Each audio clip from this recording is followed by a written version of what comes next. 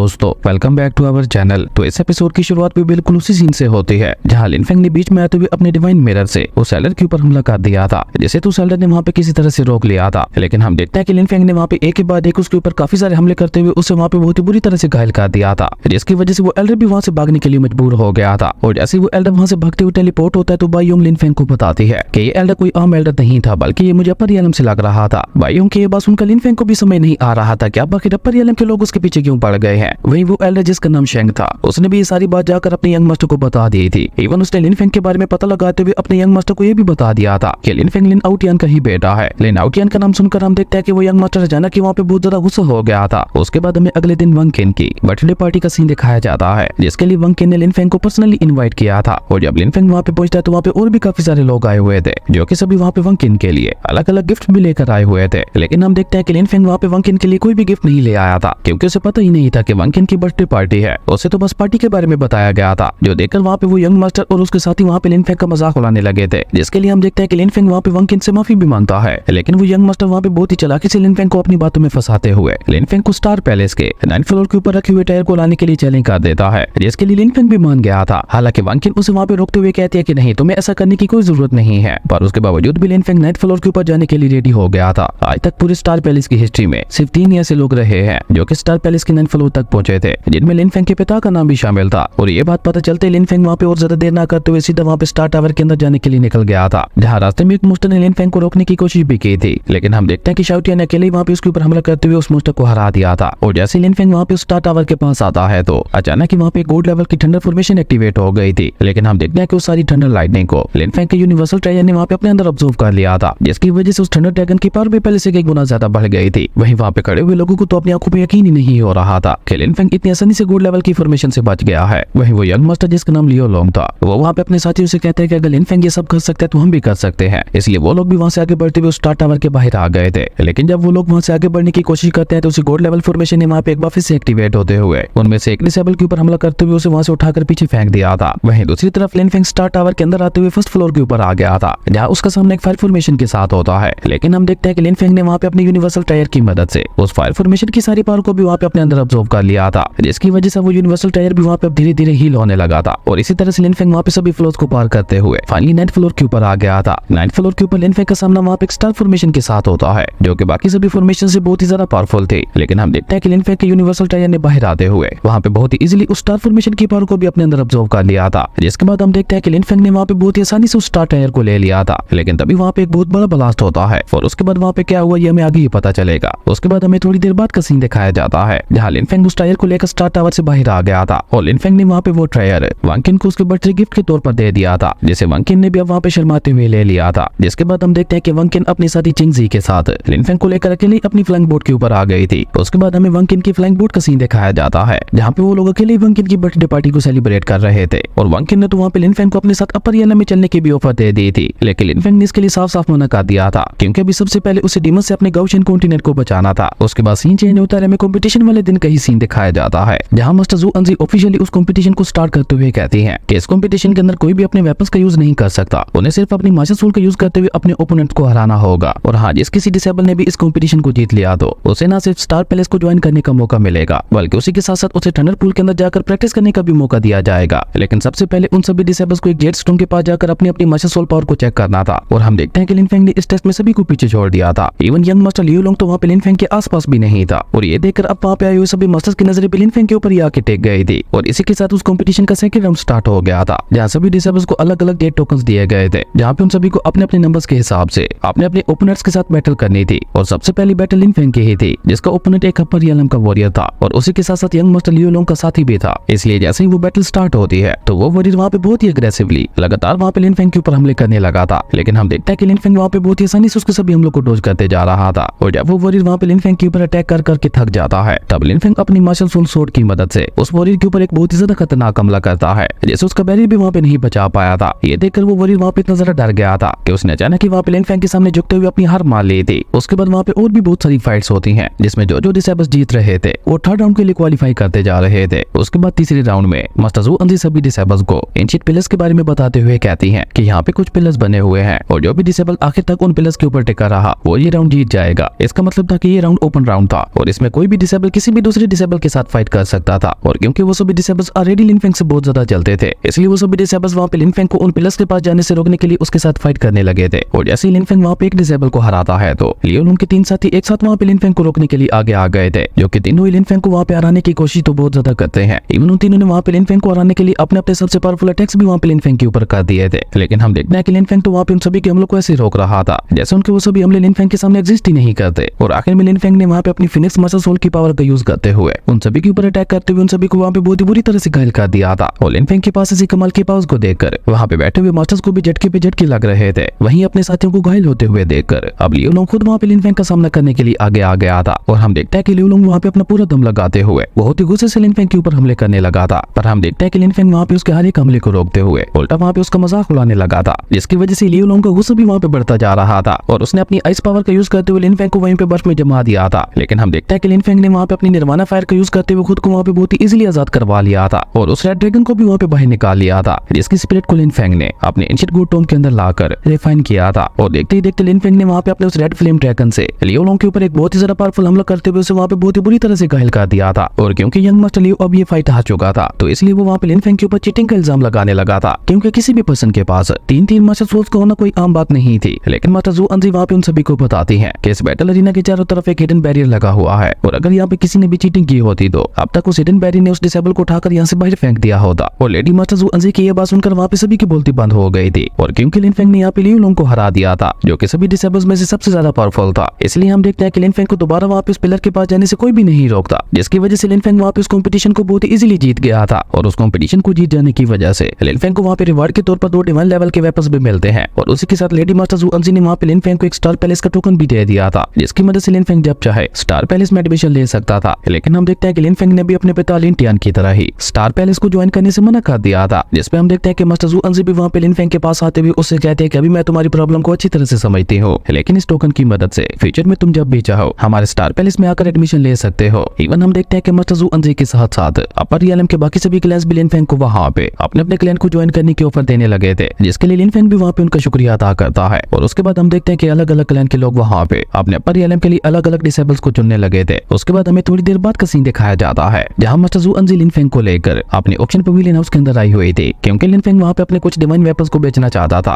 और उसके लिए मास्टर जू अंजी ने वहाँ पे मुटल्स को भी बुला लिया था। और हम देखते हैं कि लिनफेंग ने आज की ऑक्शन के लिए 2 डिवाइन स्पीस को बाहर निकालते हुए उन्हें वहाँ पे उन्हें मोटर्स के सामने पेश कर दिया था। और उन डिवाइन स्पीस को बेचकर लिनफेंग को न सिर्फ वहाँ पे 3000 से भी ज्यादा गोल्ड स्टोन्स मिले थे, बल्कि उसके साथ साथ 3 बॉटल्स डिवाइन लिक्विड की भी मिली थी। और हम देखते हैं कि जिस मोटल ने लिनफेंग के स्पीयर को खरीदा था वो कोई और नहीं लियो लुंग का ग्रैंडफादर था। उसने वो स्पीयर सीधे जाकर वहाँ पे लियो लुंग को ही दे दिया था। असल में लियो लुंग के असिस्टेंट ने उसे वहाँ पे एक बहुत ही खास मिशन के लिए भेजा था, जो कि उसे गोड प्रिजन के अंदर पूरा करना था। गोड प्रिजन के अंदर अपना एक स्पिरिचुअल आलम था, जिसमें स्टार पैलेस के कंपटीशन में टॉप पे आने वाले सभी डिसेबल्स को भेजा जाने वाला था। उसके बाद सीन चेंज होता है, हमें 15 दिनों बाद कई सीन दिखाया जाता है, जहाँ सभी टॉप के डिसेबल्स उसी गोड प्रिजन के अंदर जाने वाले थे। और इस समय में लिनफेंग कल्टीवेट करते हुए स्पिरिचुअल आलम के सेकंड लेवल में ब्रेक थ्रू कर गया था। वही हम देखते हैं कि मास्टर जू अंजी ने एक पोर्टल बनाते हुए सभी डिसेबल्स को वहाँ पे उस पोर्टल के जरिए गोड प्रिजन के अंदर भेज दिया था। और वहाँ पहुंचते ही लिनफेंग अपने साथियों को लेकर एंशिएंट डोमेन की तरफ आ गया था। और हम देखते हैं कि उनका पीछा करने के लिए लियो लुंग भी अपने साथियों को लेकर उनके पीछे चला गया था, जहाँ पहुंचते ही चारों तरफ से डिमोनिक बीस्ट ने उनके ऊपर हमला करना शुरू कर दिया था। लेकिन लिनफेंग और उसके साथी ने वहाँ पे किसी तरह से अपनी अपनी पावर का यूज करते हुए उन सभी डिमोनिक बीस्ट को वहाँ पे हरा दिया था। तभी वहाँ पे एक डीमन लॉर्ड की एंट्री होती है, जिसने वहाँ पे बचे हुए बाकी सभी डिमोनिक बीस्ट को खुद खा लिया था। इस बीच लियो लुंग वहाँ पे बहुत ही चालाकी से एक टेलीपोर्टेशन फॉर्मेशन का यूज करते हुए लिनफेंग के साथियों को लेकर वहाँ से टेलीपोर्ट हो गया था। और अब बस वहाँ पे लिनफेंग और सुनर ही बचे थे, जिससे लिनफेंग लड़ने की कोशिश तो बहुत ज्यादा करता है, पर हम देखते हैं कि वो डीमन लॉर्ड बहुत ही ज्यादा ताकतवर था। उसने वहाँ पे बहुत ही आसानी से ना सिर्फ लिनफेंग को हरा दिया था, बल्कि उसी के साथ साथ वो सुनर को भी वहाँ पे अपने साथ ले जाने लगा था। लेकिन हम देखते हैं कि वो डीमन लॉर्ड तो असल में सुनर का एंसेस्टर था, जो कि सुनर को अपना डिसेंडेंट समझते हुए उसे वहाँ पे अपनी पावर्स देना चाहता था। इस बीच लिनफेंग बाई योंग की मदद से वहाँ पे डीमन लॉर्ड के साथ फाइट करने की कोशिश करता है, लेकिन डीमन लॉर्ड सुनर को लेकर बहुत ही तेजी से वहाँ से चला गया था, जो देखकर जब लिनफेंग उसके पीछे जाने की कोशिश करता है तो डीमन लॉर्ड ने वहाँ पे लिनफेंग के ऊपर एक बहुत ही ज्यादा पावरफुल हमला करते हुए उसे वहीं पे बेहोश कर दिया था। और जब लिनफेंग को दोबारा वहाँ पे होश आता है तो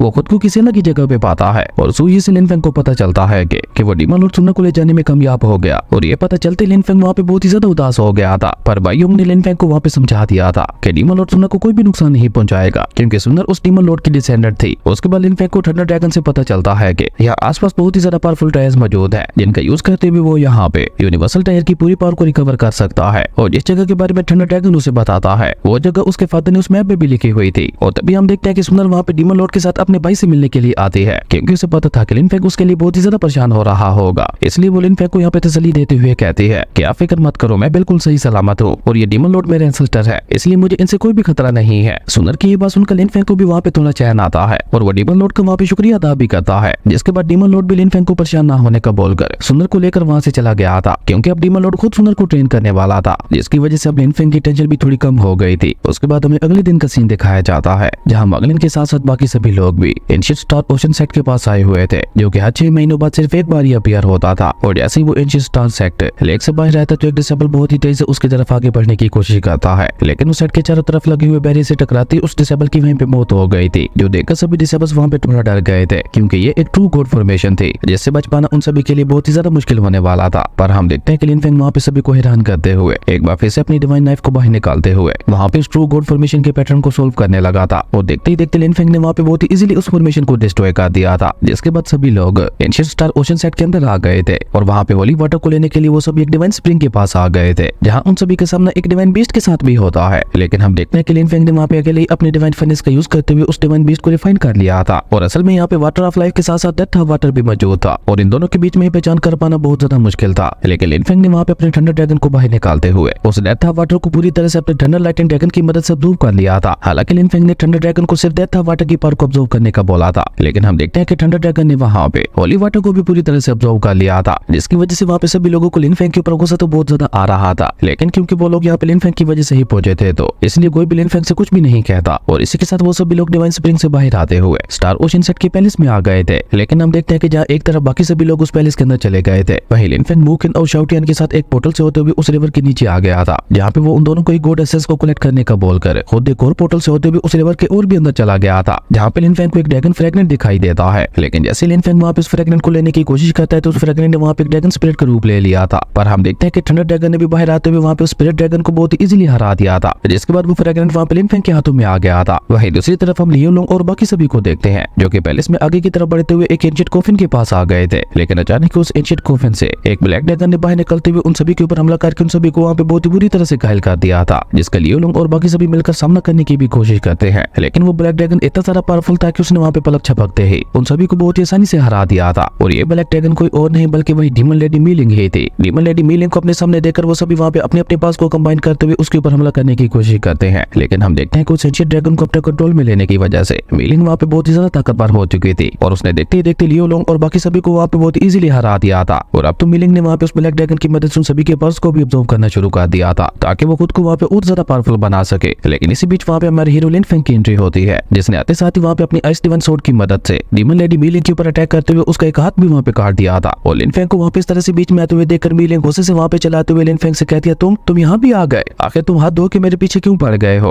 और असल में ये डीमन लेडी मीलिंग नहीं बल्कि सीलिंग थी, जो कि डीमन केव से भाग कर निकली थी। खैर उसके बाद हमें सीलिंग और लिनफेंग के दरमियान वहाँ पे एक बहुत ही खतरनाक लेवल की फाइट देखने को मिलती है। लेकिन क्योंकि वो ब्लैक ड्रैगन पूरी तरह से सीलिंग के कंट्रोल में था, तो इसलिए लिनफेंग का सीलिंग के साथ फाइट करना बहुत ही ज्यादा मुश्किल हो रहा था। ऊपर से वो ब्लैक ड्रैगन लिनफेंग के हर एक हमले को अपने ऊपर लेते हुए उसे वहाँ पे ऑब्जर्व किए जा रहा था। लेकिन हम देखते हैं कि लिनफेंग ने वहाँ पे बहुत ही चालाकी से अपनी गॉड लेवल फायर को उस ब्लैक ड्रैगन की बॉडी के अंदर भेज दिया था, जिसकी वजह से देखते ही देखते उस ब्लैक ड्रैगन की बॉडी वहीं पे डिस्ट्रॉय हो गई थी, जिसकी वजह से सीलिंग की हालत भी वहाँ पे काफी ज्यादा खराब हो चुकी थी। और अब वो डर के मारे अपनी जान बचाते हुए वहाँ से भागने की कोशिश करने लगी थी। लेकिन मोकिन की मदद से लिनफेंग वहाँ पे सीलिंग को पकड़ने में कामयाब हो गया था और उसे वहाँ पे अपने डिवाइन फर्नेस के अंदर भी डाल दिया था। और सीलिंग के बाकी क्लोन्स के बारे में पता लगाने के लिए जैसे लिनफेंग वहाँ पे अपनी माइंड पावर का यूज करते हुए सीलिंग के माइंड को रीड करता है, तो उसे पता चलता है कि डीमन की एक बहुत बड़ी आर्मी गाउशियन कॉन्टिनेंट के ऊपर हमला करने वाली है, जो देखकर लिनफेंग वहाँ पे बहुत ज्यादा परेशान हो गया था और गुस्से में सीलिंग के क्लोन को वहाँ पे अपने फर्नेस के अंदर ही डिस्ट्रॉय कर दिया था। जिसके बाद हम देखते हैं कि लिनफेंग के सभी साथी वहाँ पे लिनफेंग के पास आते हुए उसका शुक्रिया अदा करने लगे थे। इवन अब लियो लोंग के दिल में भी धीरे धीरे लिनफेंग के लिए इज्जत बढ़ने लगी थी। लेकिन लिनफेंग तो अभी भी वहाँ पे उसी डीमन आर्मी के बारे में सोचते हुए काफी ज्यादा परेशान दिखाई दे रहा था। उसके बाद सीन चेंज होता है, हमें पूरे 1 महीने बाद का सीन दिखाया जाता है, जहाँ लिनफेंग आज ऑक्शन हाउस के अंदर उस ब्लैक ड्रैगन की बॉडी को बेचने के लिए आया हुआ था। और ब्लैक ड्रैगन की बॉडी के बदले में लिनफेंग को 6000 से भी ज्यादा गॉड स्टोन्स और 30 डिवाइन लिक्विड की बोतल्स मिलती हैं, जिन्हें पाकर लिनफेंग काफी ज्यादा खुश दिखाई दे रहा था। और वहाँ पे कुछ और भी टाइम्स को बेचकर लिनफेंग ने वहाँ पे काफी सारे गॉड स्टोन्स कलेक्ट कर लिए थे। लेकिन यहाँ पे लिनफेंग को एक सवाल पिछले 1 महीने से बहुत ज्यादा परेशान कर रहा था, जिसके बारे में वो लेडी मास्टर जू अंजी से पूछता है कि अपर रियल में इतने ज्यादा पावरफुल इमोर्टल गॉड्स मौजूद है, तो फिर वो लोग हमारे गाउशियन कॉन्टिनेंट को बचाने के लिए क्यों नहीं आते। जिसपे लेडी मास्टर जू अंजी लिनफेंग को बताती है कि उन डीमंस के पीछे उनका जो लॉर्ड है, जिसे डेविल लॉर्ड भी कहा जाता है, वो इतना ज्यादा ताकतवर है कि वो अकेले पूरे गॉड रियलम को डिस्ट्रॉय करने की ताकत रखता है। इसलिए कोई भी इमोर्टल गॉड उससे पंगा लेने से डरता है और मैं तुम्हें भी यही सजेस्ट करूंगी कि तुम जितना हो सके उस डेविल लॉर्ड से दूर ही रहना। उसके बाद हमें अगले दिन का सीन दिखाया जाता है जहाँ लिन फेंग अपने सभी साथियों के साथ वापस गौशन कॉन्टिनेंट के अंदर आ गया था, जहाँ डीमन आर्मी की एक्टिविटीज अब बहुत ही ज्यादा तेज हो चुकी थी और वो अपने डेविल लॉर्ड को आजाद करवाने के लिए अपनी पूरी कोशिश कर रहे थे। वहीं दूसरी तरफ हमें मार्शल गोड टेंपल के मेन हॉल का सीन दिखाया जाता है जहाँ पे कुछ इमोर्टल्स मास्टर सिंह युआन से डिवाइन वेपन्स के बदले में उनकी मदद करने का बोल रहे थे, लेकिन मास्टर सिंह युआन को इमोर्टल्स के ऊपर बिल्कुल भी यकीन नहीं था, इसलिए मास्टर सिंह युआन ने उनकी मदद लेने से मना कर दिया था। वहीं दूसरी तरफ हमें दिखाया जाता है कि लिन फेंग और उसके सभी साथी भी गौशन कॉन्टिनेंट के अंदर वापस आ गए थे, जहाँ मास्टर नीलान ने उन सभी का स्वागत करते हुए उन सभी को आराम करने के लिए भेज दिया था। और जैसे लिन फेंग वहाँ पे अपने रूम के अंदर पहुंचता है तो तभी लिन फेंग के एक साथी वहाँ पे लिन फेंग को आकर बताता है कि अपर रियलम के डिसेबल्स हमारे साथियों को परेशान कर रहे हैं। ये सुनते ही लिन फेंग बहुत ही तेजी से उसी तरफ निकल गया था जहाँ पे अपर रियलम के कुछ डिसेबल्स लिन फेंग के साथियों को बहुत ही बुरी तरह से बुली कर रहे थे, जो देखकर तो लिन फेंग का खून भी खोल उठा था और उसने अचानक उन तीनों डिसेबल्स के ऊपर एक बहुत ही ज्यादा पावरफुल हमला करते हुए उन तीनों को वहाँ पे घायल कर दिया था, जो देखकर अपर रियलम के उन तीनों डिसेबल्स को वहाँ पे लिन फेंग के ऊपर बहुत ही ज्यादा गुस्सा आता है और वो तीनों वहाँ पे अपनी अपनी पावर का यूज करते हुए लिन फेंग के ऊपर अटैक करने की कोशिश करते हैं। लेकिन हम देखते हैं कि लिन फेंग ने उनके अटैक को बहुत ही इजीली रोकते हुए उल्टा उनके ऊपर ही दोबारा अटैक कर दिया था, जिसकी वजह से तो वो तीनों वहाँ पे और भी ज्यादा घायल हो गए थे, जो देखकर उन तीनों में से एक डिसेबल ने अपने एंसेस्टर को वहाँ पे बुला लिया था। लेकिन हम देखते हैं कि लिन फेंग ने ना सिर्फ वहाँ पे उनके एंसेस्टर को बहुत ही इजीली खत्म कर दिया था, बल्कि उसी के साथ साथ लिन फेंग ने उन तीनों के ऊपर भी जानलेवा हमला कर दिया था। पर अपर रियलम के एल्डर ने बीच में आते हुए वहाँ पे उन तीनों डिसेबल्स की जान बचा ली थी। पर अब लिन फेंग का गुस्सा भी वहाँ पे धीरे धीरे और भी ज्यादा बढ़ता जा रहा था। एक तो अपर रियलम के इमोर्टल्स उनकी मदद नहीं कर रहे थे और ऊपर से ये लोग यहाँ पे आते हुए उनके लिए और भी ज्यादा परेशानियां पैदा कर रहे थे। पर वो एल्डर्स वहाँ पे लिन फेंग के ऊपर हमला कर पाते उससे पहले ही हम देखते हैं कि मास्टर सिंह युआन ने बीच में आते हुए उल्टा वहाँ पे उन तीनों एल्डर्स के ऊपर ही हमला कर दिया था। और मास्टर सिंह युआन इतने ज्यादा पावरफुल थे कि उनकी पावर को महसूस करके ही वो तीनों एल्डर्स अपनी जान बचाते हुए वहाँ से भाग गए थे। उसके बाद मास्टर सिंह युआन भी वहाँ पे एक पोर्टल बनाते हुए लिन फेंग को लेकर डीमन केव के अंदर आ गए थे, जहाँ पे कोड सेना और मास्टर सिंह युआन दोनों मिलकर लिन फेंग को बताते हैं कि अब वो डीमन आर्मी पहले से भी कई गुना ज्यादा ताकतवर हो चुकी है, जिसका सामना करने में हमें बहुत ज्यादा परेशानी होने वाली है। और ऊपर से वो डीमन आर्मी हमारे गौशन कॉन्टिनेंट के अलग अलग किंगडम्स में जाकर वहाँ पे लोगों के ऊपर अटैक करते हुए अपने साथियों को भी आजाद करवा रहे हैं। और अगर सब कुछ ऐसे ही चलता रहा तो बहुत जल्द हमारा गौशन कॉन्टिनेंट पूरी तरह से डिस्ट्रॉय हो जाएगा। और अब अगर हमें उन डीमन आर्मी का सामना करना है तो हमें भी उनकी तरह अपने एंशिएंट गॉड्स को आजाद करवाना होगा, क्योंकि पिछली बार की डीमंस और गॉड्स की फाइट के बाद डीमंस की तरह गॉड्स ने भी खुद को यहाँ पे सील कर दिया था, क्योंकि उन्हें पता था कि डीमंस का ये खतरा अभी पूरी तरह से टला नहीं है और वो डीमंस कभी न कभी उनके बैरियर को डिस्ट्रॉय करते हुए दोबारा बाहर आ जाएंगे। और ये सब कहकर कोड सेनहाउ कहते हैं। लेकिन अब उन सभी एंशिएंट गॉड्स को उन सील से आजाद करवाने के लिए हमें बहुत ज्यादा पावरफुल टायर्स की जरूरत होगी, जिसपे हम देखते हैं कि लिन फेंग ने वहाँ पे गॉड स्टोन्स,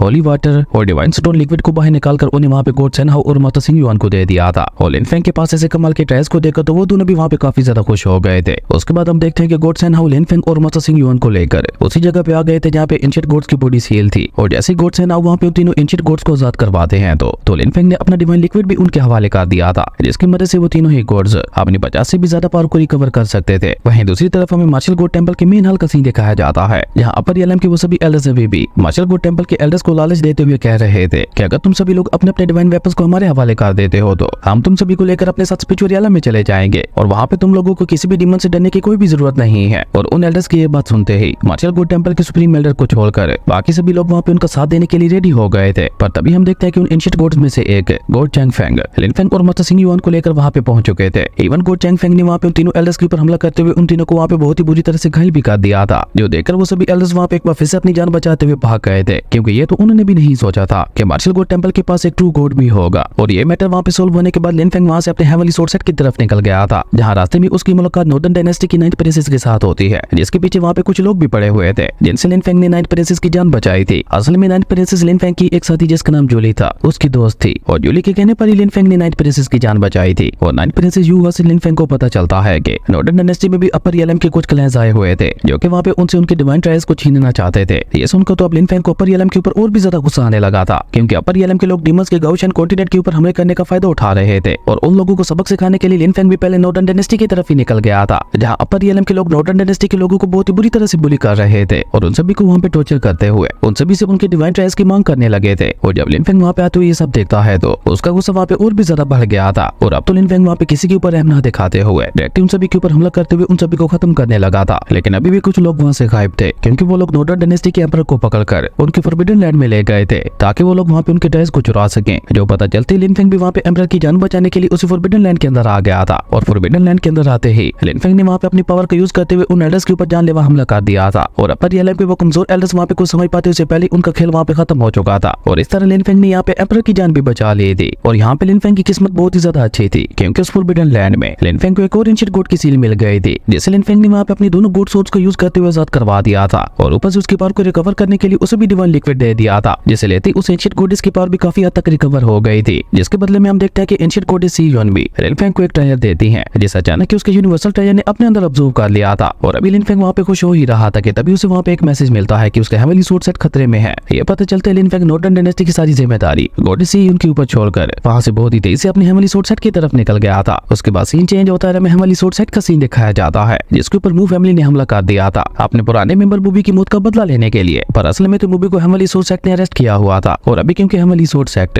मू फैमिली का सामना नहीं कर सकता था, इसलिए उन लोगों ने वहाँ पे मूवी को रिहा कर दिया था। लेकिन इसी बीच हम देखते हैं कि लिन फेंग भी वहाँ पे आ जाता है और लिन फेंग को वहाँ देखते ही मू फैमिली के एसेट ने अचानक वहाँ पे लिन फेंग के ऊपर हमला कर दिया था, क्योंकि इससे पहले भी लिन फेंग उसे 2 बार हरा चुका था। और यहाँ पे हमें एक बार फिर से उन दोनों के दरमियान एक बहुत ही खतरनाक लेवल की फाइट देखने को मिलती है। पर इस फाइट का रिजल्ट भी सेम पिछली वाली फाइट्स की तरह ही रहता है। इवन अब की बात तो हम देखते हैं कि लिन फेंग ने उसके सिस्टर के ऊपर एक जानलेवा हमला करते हुए हमेशा हमेशा के लिए उसका खेल वहीं पे खत्म कर दिया था, जो देखकर तो पूरी मू फैमिली की हालत ही वहाँ पे खराब हो चुकी थी। जबकि हेवनली स्वॉर्ड सेट के सभी मास्टर्स वहाँ पे काफी ज्यादा खुश दिखाई दे रहे थे। वहीं लिन फेंग ने मू फैमिली के लोगों के ऊपर हमला करते हुए उनकी कल्टीवेशन को वहीं पे डिस्ट्रॉय कर दिया था, क्योंकि ये लोग भी आज तीसरी बार लिन फेंग के रास्ते में आने की कोशिश कर रहे थे। और अगर लिन फेंग आज इन्हें एक बार फिर से छोड़ देता तो फ्यूचर में ये लोग फिर से लिन फेंग के ऊपर हमला कर सकते थे। और वहाँ पे लिन फेंग को अपने एक मास्टर से पता चलता है कि सेट के बाकी सभी मास्टर चेंगवू माउंटेन्स की तरफ गए हुए हैं, क्योंकि वहाँ पे डीमंस ने हमला कर दिया था। ये पता चलते लिन फेंग भी वहाँ से चेंगवू माउंटेन्स की तरफ निकल गया था, जहाँ वो डीमंस हेवनली स्वॉर्ड सेट के मास्टर्स के ऊपर काफी ज्यादा भारी पड़ रहे थे। इवन हम देखते हैं कि मास्टर टियान भी वहाँ पे उनका सामना नहीं कर पा रहे थे। लेकिन इसी बीच वहाँ पे एंट्री होती है लिन फेंग की, जिसने वहाँ पे आते ही अपने गॉड लेवल टेज का यूज करते हुए उन सभी डीमंस के ऊपर हमला कर दिया था। और हम देखते हैं कि लिन फेंग वहाँ पे अकेले उन डीमंस के ऊपर भारी पड़ रहा था और देखते ही देखते लिन फेंग ने वहाँ पे बहुत इजीली उन सभी डीमंस को खत्म कर दिया था। और लिन फेंग की ऐसी कमाल की पावर्स को देखकर उसके सभी मास्टर वहाँ पे लिन फेंग के लिए काफी ज्यादा खुश दिखाई दे रहे थे। और अब उन सभी लोगों को वहाँ पे डीमंस के साथ लड़ने का एक नया हौसला भी मिल गया था। वहीं दूसरी तरफ लिन फेंग ने वहाँ पे अपनी डिवाइन नाइफ का यूज करते हुए वहाँ पे उस डीमन पोर्टल के चारों तरफ एक गॉड लेवल फॉर्मेशन बना दी थी, ताकि दोबारा इस पोर्टल से कोई भी डीमन बाहर ना आ सके। जो देखकर तो लिन फेंग के सभी मास्टर्स वहाँ पे और भी ज्यादा खुश हो गए थे। पर अभी वो सभी लोग वहाँ पे खुश हो ही रहे थे कि तभी हेडमास्टर को वहाँ पे खबर मिलती है कि डीमन आर्मी ने टियानवू किंगडम के ऊपर हमला कर दिया है और वो डीमंस वहाँ पे डीमन लॉर्ड के क्लोन्स को आजाद करवाने की कोशिश कर रहे हैं। उसके बाद हमें टियानवू किंगडम का सीन दिखाया जाता है, जहाँ पे टियानवू किंगडम के मास्टर्स और डीमन आर्मी के बीच में एक बहुत ही खतरनाक लेवल की फाइट चल रही थी। लेकिन वो डीमंस वहाँ पे टियानवू के मास्टर्स के ऊपर भारी पड़ रहे थे। लेकिन तब तक लिन फेंग भी वहाँ पे पहुंच चुका था, जिसने आते साथ ही वहाँ पे उस डीमन आर्मी के ऊपर हमला करते हुए उन्हें वहाँ पे खत्म करना शुरू कर दिया था। इवन लिन फेंग ने वहाँ पे बहुत ही इजीली उन डीमंस के लीडर को बर्फ में जमाते हुए उसे वहाँ पे डिस्ट्रॉय कर दिया था, जो देखकर टियानवू किंगडम के लोगों को तो अपनी आंखों पे यकीन ही नहीं हो रहा था कि लिन फेंग इतने कम समय में इतना ज्यादा ताकतवर हो चुका है कि वो अकेले एक पूरी डीमन आर्मी को खत्म करने का दम रखता है। पर अभी वो सभी लोग वहाँ पे इसी तरह से खुश हो ही रहे थे। पर तभी हम देखते हैं कि वहाँ पे एक साथ तीन डीमन लेडी के क्लोन्स आ जाते हैं और वो तीनों ही डीमन लेडी मास्टर्स ऑलरेडी लिन फेंग की दुश्मन थी, इसलिए उन लोगों ने अचानक वहाँ पे आगे बढ़ते हुए लिन फेंग के ऊपर जानलेवा हमला करना शुरू कर दिया था। पर हम देखते हैं कि लिन फेंग भी वहाँ पे अपनी पावर्स का यूज करते हुए न सिर्फ उनके सभी हमलों को रोक रहा था, बल्कि उसी के साथ साथ लिन फेंग वहाँ पे उन सभी को बराबरी की टक्कर भी दे रहा था। और ये बात उन तीनों डीमन लेडी मास्टर्स को भी काफी ज्यादा हैरान कर रही थी। लेकिन असल में तो ये तीनों जानबूझकर यहाँ पे लिन फेंग का टाइम जाया कर रही थी, ताकि इस मौके का फायदा उठाते हुए उनकी डीमन आर्मी डीमन लेडी आनियो को भी आजाद करवा सके। और इस बात का एहसास कहीं न कहीं लिन फेंग को भी हो गया था, इसलिए हम देखते हैं कि लिन फेंग अपना ड्रैगन स्केल शाओ टियान को देकर वहाँ की सारी जिम्मेदारी शाओ टियान के ऊपर छोड़कर खुद वहाँ से चला गया था डीमन लेडी आनियो को रोकने के लिए। वहीं शाओ टियान ने भी वहाँ पे उस ड्रैगन स्केल का यूज करते हुए अपने चारों तरफ एक प्रोटेक्टिव बैरियर बना दिया था, जिससे वो तीनों डीमन लेडी मास्टर्स वहाँ पे जाकर भी डिस्ट्रॉय नहीं कर पा रही थी। जबकि वहीं दूसरी तरफ आनियो को उसकी डीमन आर्मी ने वहाँ पे आजाद करवा दिया था। लेकिन तब तक लिन फेंग भी वहाँ पे उसे रोकने के लिए पहुंच चुका था, जिसके बाद हमें वहाँ पे लिन फेंग और आनियो के बीच में एक बहुत ही खतरनाक लेवल की फाइट देखने को मिलती है। लेकिन हम देखते हैं कि डीमन लेडी आनियो बहुत ही ज्यादा ताकतवर थी और वो धीरे धीरे लिन फेंग के ऊपर भारी भी पड़ने लगी थी, जो देखकर डीमन लेडी आनियो का सामना करने के लिए अब बाई योंग बाहर आ गई थी। और देखते ही देखते बाई योंग ने वहाँ पे आनियो के ऊपर हमला करते हुए उसे वहाँ पे बहुत ही इजीली खत्म कर दिया था।